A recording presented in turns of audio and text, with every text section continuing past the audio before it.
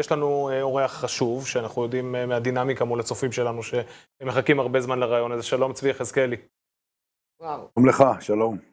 אז עוד מעט ננתח שוב יחד איתך את המציאות, כפי שאנחנו יכולים לראות אותה נשקפת מבעד לעיניים של האויב הערבי ובזוויות נוספות, אבל לפני שניכנס לרעיון, כמה מילים נותן לחסות.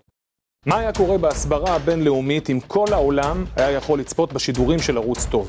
זה הזמן לתת לתוכן שלנו להיות כוח חלוץ, לפרוץ את גבולות הארץ, להגיע לתפוצות ולשמש את ישראל כתוכן הסברה עמוק ומנומק בזווית יהודית. רק דיבור יהודי אינטלקטואלי עמוק, שלא פוחד להגיד את האמת בזמן אמת ובמגוון שפות, יחזק את הקול היהודי לאומי בעולם. אנחנו צריכים את התמיכה שלכם לעזור לנו לנצח במלחמה הכי חשובה ובעזרת השם האחרונה שלנו.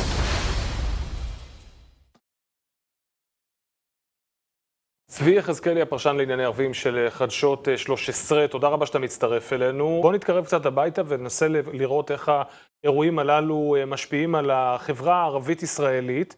מצד אחד, היה מי שאמר אפילו בממשלה, ערביי ישראל מתנהגים למופת. דבר אחד שאני שם לב, אנחנו כבר לא רואים בכותרות את מה שראינו הרבה יותר מדי פעמים בחודשים שקדמו למלחמה, מדי שבוע נרצחים על רקע פלילי בתוך החברה הערבית. זה באמת נפסק או שזה פשוט לא מדווח כרגע? ואיפה המלחמה הזאת תופסת את ערביי ישראל? אז קודם כל אני לא מאמין שזה נפסק, כיוון שכמו שטרור הוא תוצאה של אפשור, כמו שהפילו את התאומים בגלל שאפשר להכניס סכין יפנית למטוס, ובחברה שבטית שתמיד היא מסוכסכת, יש נשק, תמיד זה יקרה. זה לא המשטרה אשמה. האופי של חברה שבטית בסכסוכי חמולות הוא תמיד אלים, ואם יש נשקים זה יקרה. צריך לפתור את זה, כמובן לאסוף נשק, ולהיכנס לתוכניות ולשתף חמולות. זה לא קורה, זה לא מה שקרה בשבועיים האחרונים. ערביי ישראל כרגע מתבוננים, וגם ערביי יהודה ושומרון מתבוננים, הם רואים התנהגות אחרת מבעל הבית. לא אותה התנהגות רופסת, מכילה, מבינה, משהו בהתפכחות שלנו היהודים, עושה פה גלים וכולם נזהרים ולוקחים אחורה. זה לא אומר שהם לא בוחנים אותנו, הם בוחנים בעצם את הנחישות שלנו ואת ההשלכות, איך שאומרים בשפה שלנו, את הנפקא מינה, לגביהם מעזה. ולכן הם נזהרים. יש בדיקה, הנה אתה רואה, הפיגועים, יש יותר פיגועים מאשר בהתחלה, כי הם באמת לא הבינו. כשאתה הורס פיצריה בחווארה, שפרסמה תמונה של חטופה, אז הם זזים. אבל אם אתה עדיין לא סוגר את כל הצירים, אז אפשר לעשות פיגועים. הם בוחנים אותנו. יש פה מתח שצריך להצביע עליו, שזה פחות הזירה שלך, יותר הזירה הביטחונית, אבל הריסת הפיצריה, וגם כמה מבצעים שהיו אחר כך, הם היו יוזמה של מפקדים בדרג נמוך בינוני, נגד עמדת המפקדים הבכירים, ומצד שני פתיחת הצירים בשבוע שעבר, שיש מי שאומר שאיש שאפשרה את הפיגוע הבוקר בכביש המנהרות, היא יוזמה של הפיקוד הבכיר יותר. אז יש מתח גם בין שני הדרגים האלה. תמיד, אני נמצא בשטחי כינוס, אני רואה את רוח הלחימה של החיילים, בוא נאמר את זה בהכי עיתונאית שטחית, אם היו נותנים לחיילים, לא חפשים, דבר איתך עד מח"ט, מג"ד, להניע בתוך עזה, אתה היית רואה הרבה יותר את התנועה. כנראה כבר מקיימים טקס קבלת פנים לחטופים, אם היינו בעצם מורידים את הדרגים העליונים של הצבא. תשמע, אני רוצה לשאול אותך, אמרת קודם משהו מעניין, אני עוד פעם, ענת תיחס עליי באוזניה, אבל אני עוד פעם מערים את הדיון קצת לרמה עקרונית יותר. אמרת שהאשמה לאלימות הפלילית בחברה הערבית היא התרבות השבטית. לפני משהו כמו שעה, התראיין כאן אצלנו במשדר הזה, מוטי קידר, שכמו שאתה בטח מכיר, יש לו את תוכנית האמירויות, ששואפת לרתום את הטבע השבטי של החברה הערבית שבתוכנו, כדי לייצר מסגרת חליפית, אותנטית יותר לרשות הפלסטינית, שנותנת ביטוי יותר אמיתי לתרבות עצמה. אז מה נכון, האמירה של צבי יחזקאלי שהתרבות השבטית היא מקור לאלימות ולמתח ולרצח, או האמירה של מוטי קידר שהתרבות השבטית היא בסיס לשלטון יציב ואותנטי בחברה הערבית? זה לא סותר, אני אסביר לך. נתחיל מדבריו של קידר. השלטון של האמירות, או של השחמולה, או של השבט, זה בעצם חזרה ליחידה הטבעית של השליטה שהייתה קיימת תמיד במזרח התיכון, זה מצוין. אלמנט האלימות הוא באחריותנו. זאת אומרת, אם יש שבט שיש לו עכשיו נשקים, תצפה שהנשק הזה ישתמשו בו לסכסוכים.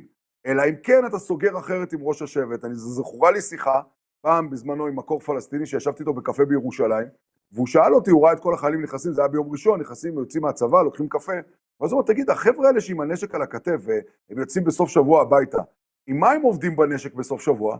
אמרתי לו, מה זאת אומרת? הנשק מתחת למיטה שם, בבית של ההורים.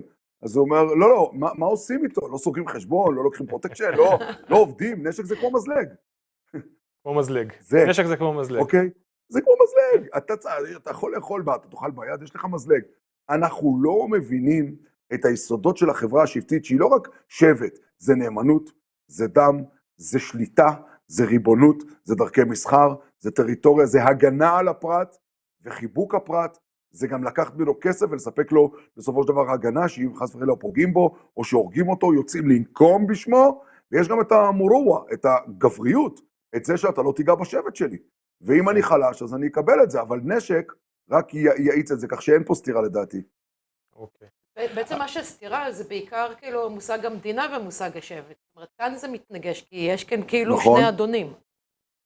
נכון, יש שני אדונים באסלאם עוד בטרם הגיעה המדינה, חוק השבט שהוא פרה-אסלאמי, זאת אומרת הוא קדם לאסלאם, האסלאם מופיע במאה השביעית, לדוגמה, סכסוכי דמים, מילת נשים,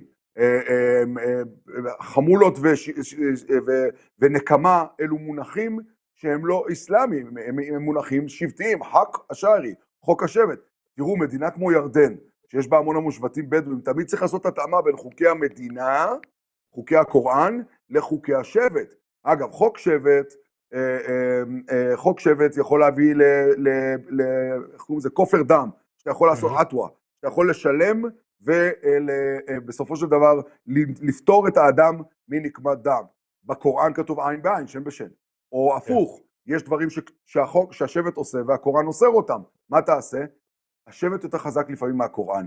מדינה, בוודאי ובוודאי, שהיא יותר חלשה משבט, וראינו את זה במה שמכונה האביב הערבי, איך בעצם הייתה התפרקות לשבטים בלוב, בתוניסיה.